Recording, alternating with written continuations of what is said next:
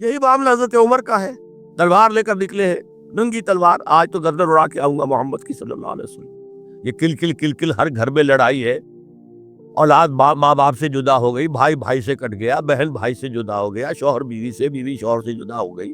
یہ محمد نے کیا ہمارے معاشرے کے ساتھ کیا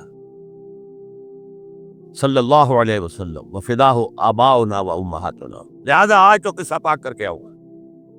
وہ بھی اسی طرح کے تھے، پہلوان قسم کے آدمی، ادھر اس کو کندھا مارا، ادھر اس سے لڑے، ادھر اس سے کشتی کر رہے، اس طرح کے آدمی تھے۔ اب حضرت حذیفہ درمیان میں مل گئے۔ کہاں جا رہے ہیں عمر؟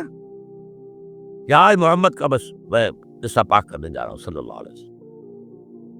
وہ ایمان لا چکے تھے، انہیں پتہ نہیں تھا۔ وہ کہتے تم محمد کو جا رہے ہو قتل کرنے، اپنی بہن اور بہنوئی کو تو جا کے دیکھو، وہ ایمان لا چکے، فاطمہ بنت خطاب اور سعید ابن زید۔ اب جو نے غصہ چڑھا ہے، آگ بگولا ہو کر آئے، دروازہ پیٹا ہے، وہاں اندر میاں بیوی بیٹھے ہوئے، سورہ شعراء کی آیات، یہ سورہ طٰہٰ کی آیات نازل ہوئی تھی، اور حضرت خباب بن الارت آئے تھے وہاں پہ انہیں پڑھانے کے لیے، تو پڑھا رہے تھے۔ معلوم عمر آ گیا، انہیں تو کہیں چھپایا، دروازہ کھولا، کیا پڑھ رہے تھے تم؟ یہ چپ۔ بہنوئی کے تھپڑ مارا زور سے، بہن درمیان میں، اس کے تھپڑ مارا۔ بہن کا ایک جملہ، عمر چاہے تم ہمیں ہلاک کر دو، اب جو دین ہم نے اختیار کیا ہم نہیں چھوڑنے والے۔ موم ہو گیا۔ یہ صنف نازک، اس میں اتنا دم خم کہاں سے آ گیا؟ عرب کے اس معاشرے میں عورتوں کا مقام کیا تھا؟ ان کی کوئی حیثیت تھی کہ مردوں کے سامنے بول سکے؟ اچھا کیا پڑھ رہے تھے مجھے بتاؤ؟ نہیں تم نجس ہو، وہ کلام پاک ہے، تم نہیں پڑھ سکتے۔ نہاؤ، غسل کرایا، پھر سورہ طٰہٰ کی آیات پڑھی، ایمان لے آئے۔ جو تلوار ننگی کر کے جا رہے تھے، اس کو جیسے غلاموں کا رواج تھا کہ وہ تلوار کو اپنی گردن کے اندر لٹکاتے تھے، وہ لٹکا کر لے کر گئے۔ ابو لولو فیروز، ایک مجوسی ایرانی، اور ایک ایرانی جنرل ہرمزان، ان کی سازش۔ یہ ہرمزان کتنا چالاک تھا ذرا نوٹ کیجئے۔ اس کے خلاف بہت سے مقدمات تھے، اور جب پکڑا گیا تو اس کا قتل ہونا تھا، قتل کے لیے لے آیا گیا حضرت عمر کی عدالت میں سامنے۔ ہیلا کیا اس نے، انہوں نے کہا مجھے ذرا پانی پلا دو۔ ٹھیک ہے، واؤ بھائی، پانی، کٹورا ہاتھ میں لے کر، پہلے مجھے یہ ضمانت دو کہ جب تک میں یہ پانی نہ پی لوں مجھے قتل نہیں کرو گے۔ ہاں ہاں ہاں، تم پی لو پانی، ہم نہیں قتل کریں گے، پانی پی لو۔ کٹورا پھینک دیا، کرو قتل مجھے اب۔ جب تک میں یہ پانی نہیں پی لوں تم مجھے قتل نہیں کرو۔ کہاں سے لاؤ گے وہ پانی؟ اب چھوٹ گیا۔ لیکن پھر جو سازش کی ہے ابو لولو کے ذریعے سے، ابو لولو غلام تھے کسی صحابی کے، انہوں نے مکاتبت کی ہوئی تھی کہ اتنا اگر تم پے کرتے رہو گے تو اتنے عرصے میں تمہیں میں آزاد کر دوں گا۔ آ کے حضرت عمر سے شکایت کی کہ بہت زیادہ مجھ پر رقم ڈالی ہوئی ہے انہوں نے۔ حضرت عمر نے پوچھا تم کام کیا جانتے ہو؟ بھائی یہ بھی جانتا ہوں، یہ بھی جانتا ہوں، یہ بھی جانتا ہوں، یہ بھی جانتا ہوں۔ فرمایا پھر یہ زیادہ نہیں ہے۔ اور دیکھو اس نے کہا تھا میں چکی بھی بناتا ہوں، ایک چکی میرے لیے بھی بنانا۔ کہا آپ کے لیے تو میں وہ چکی بناؤں گا جو رہتی دنیا تک یاد رہے گی۔ وہ شخص جس نے قتل کیا حضرت عمر، سمجھا یہ گیا تھا کہ یہ اس پلر پر کھڑا ہوا ہے سارا دین کا نظام۔ عمر عمر واقعتاً عظیم ترین شخصیت، آپ کو معلوم ہے کہ ڈاکٹر مائیکل ہارٹ جو 100 پوری دنیا کے عظیم انسانوں کا جو اس نے چناؤ کیا ہے، 100 کا عظیم ترین انسانوں کا، نمبر 1 پر حضور ہے تو نمبر 50 پر حضرت عمر ہے، مسلمان اور کوئی شامل نہیں ہے۔ محاذ پر حاصل ہوا ہے، ہتھیار ہے یا بھیڑے بکریاں ہیں یا اور جانور ہے، یا وہاں پر جو پکڑے جائیں گے قیدی وہ غلام ہوں گے، وہاں پر اگر عورتیں ہوں گی پکڑی جائیں گی، کنیزیں ہوں گی۔ یہ نہیں کہ پورے ملک جو ہے وہ غلام بنا دیے جائیں اور پورے ملک کی جو زمینیں تقسیم کر دی جائیں۔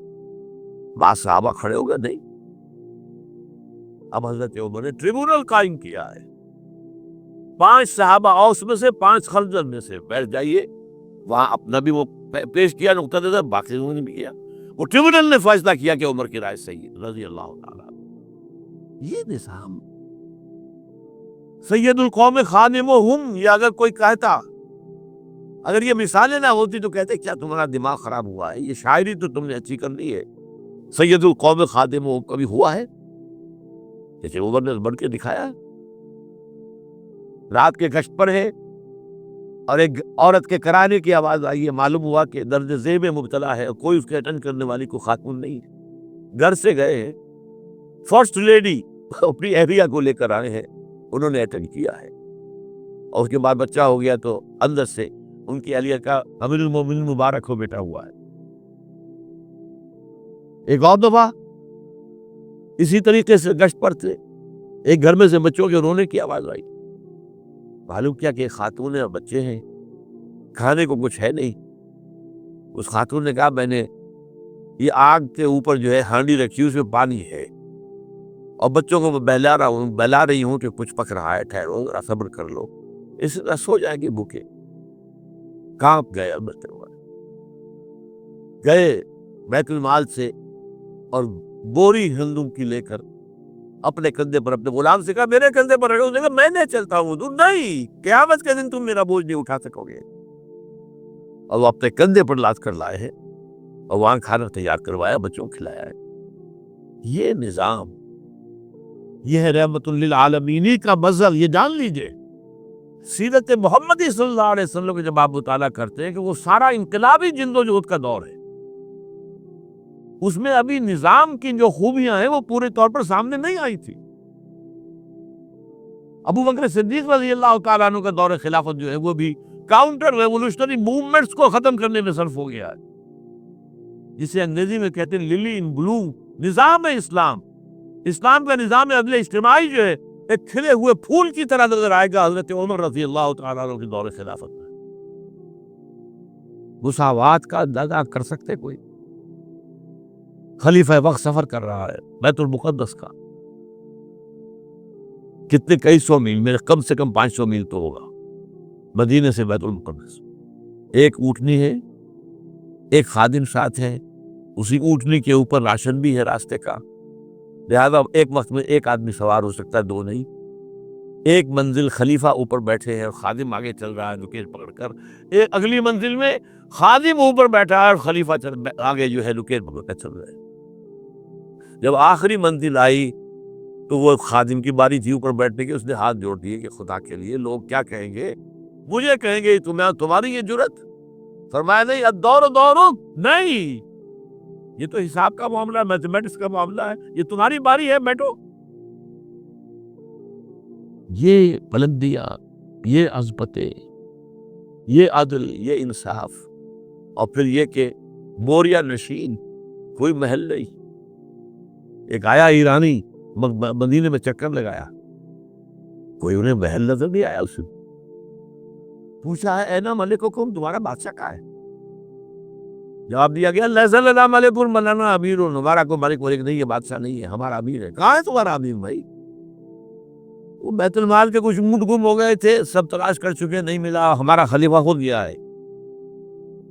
کسی کو ساتھ لے کر گیا ہوگا آئیڈینٹیفیکیشن کے لیے، تو دیکھا دوپہر ہو گئی تھی، دھوپ تیز ہو گئی تھی، حضرت عمر اپنے درے کو اپنے گردن کے نیچے رکھ کر ایک درخت کی چھاؤں میں آرام کر رہے، نہ کوئی باڈی گارڈ ہے، نہ کوئی محافظ ہے۔ انہیں وہی کھڑے ہو کر کہا ہے عمر تم انصاف کرتے رہو تو تمہیں کوئی ڈر نہیں ہے، اور ہمارے بادشاہ خون پیتے ہیں لوگوں کا، وہ کانپتے رہتے ہیں، انہیں اونچی اونچی فصیلیں چاہیے، بڑے بڑے فوجی چاہیے، انہیں تو بہت اسکواڈز چاہیے کہ جو ان کی حفاظت کرے۔